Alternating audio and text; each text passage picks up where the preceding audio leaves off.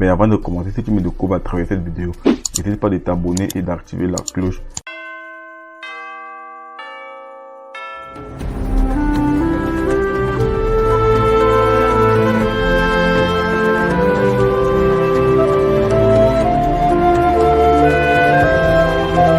La jeunesse africaine et à toute la jeunesse. Quand je suis arrivé ici à l'hôtel, je pensais qu'on allait me demander mon niveau d'études.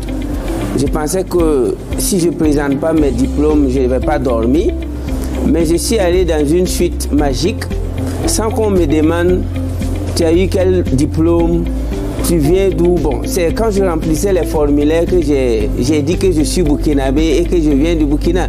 Je suis en train de dire à la jeunesse africaine, si tu as plus de 16 ans et que ton père n'a pas d'usine, ton père n'a pas d'hôtel, ton père n'a pas de compagnie aérienne ou ferroviaire ou terrestre, je suis en train de te dire que l'école n'est pas ta place.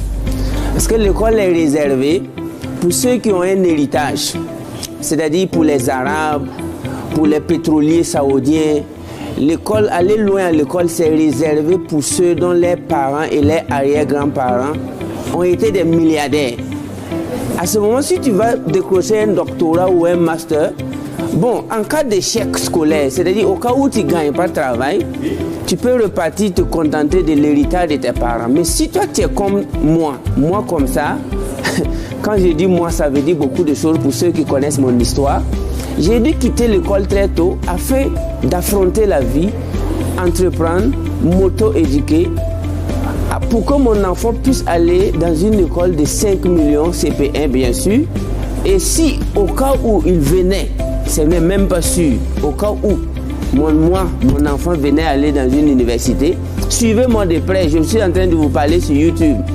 J'ai déjà 2 enfants, Dieu merci, je les salue. Mais si vous voulez espionner moi, au cas où mon enfant va mettre pied dans une université, minimum là, c'est 50 000 $. Écoutez-moi bien et espionnez-moi jusqu'à ce que mes enfants grandissent.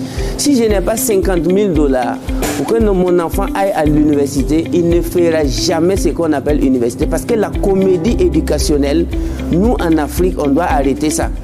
Si tu n'as pas l'argent pour aller payer des éducations chères qui vont te garantir un avenir meilleur, mais il faut quitter. Il faut quitter pour investir. Aujourd'hui, on a des grandes sociétés d'investissement. On a la bourse, on a les bitcoins, on a les crypto-monnaies, on a le trading. Dès lors que tu sais lire et écrire, tu peux aller sur Google et puis faire du forex, auto-trading, tu apprends à trader. Et tu vas devenir riche. Et maintenant, tu veux aller t'éduquer là où tu veux. Je ne suis pas en train de vous dire d'arrêter d'apprendre, mais je suis en train de vous dire d'arrêter de perdre votre temps. N'ayez plus pitié à vos parents, parce qu'au début, les jeunes ont pitié de leur papa. Je vais te donner le bac et me chercher. Après, je vais te donner la licence papa. Après, maman a exigé que j'ai le master. Après, quand tu ramasses tout ça, tu reviens à la maison. Tes parents te disent merci pour avoir fait ça. Et puis tu dis, mais et alors? Ils te disent de regarder la télé ou du moins de postuler. C'est ton papa maintenant qui devient ton coursier. Il sort, il revient avec des nouvelles que quoi, il a entendu une entreprise qui veut quelqu'un, alors qu'il ne connaît personne là-bas. Donc ton papa plus tes professeurs, plus ta maman, plus tes oncles réunis ensemble ne peuvent pas te donner un boulot d'un salaire de 300 000. Ensemble. Donc cela veut dire que tu as perdu tout ton temps en ayant pitié de ces gens-là qui n'ont même pas d'entreprise. Donc, le message que moi je vais passer ici, soyez stratège. À partir de 16 ans, si tu sais bien lire et écrire, il rentre dans la vie active, entreprend, deviens même vendeur ambulant comme moi si tu veux.